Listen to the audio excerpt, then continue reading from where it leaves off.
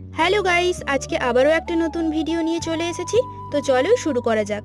দেখেই তো নিশ্চয়ই বুঝতে পেরে গেছো যে কি হতে চলেছে। হ্যাঁ, আজকে করব আম মাখা। জিভে জল চলে এলো তো।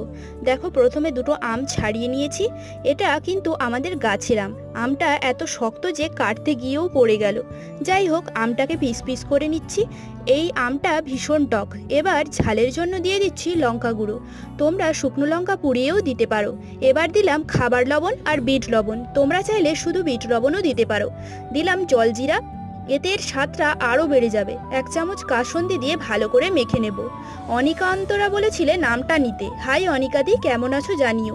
চিনিটা দিতেই ভুলে গেছিলাম। শেষে আবার চিনি দিয়ে একটু মাখিয়ে নিলাম। চিনিটা নাও দিতে পারো, দিলে কিন্তু স্বাদটা খুব সুন্দর ব্যালেন্স হয়। এই আম মাখা করার সময় স্কুলের কথা মনে পড়ে গেল। সব বন্ধুরা মিলে আম চুরি করে নিয়ে গিয়ে এমনিই খেয়ে নিতাম। এরকম চাটের কোনো কথাই ছিল না।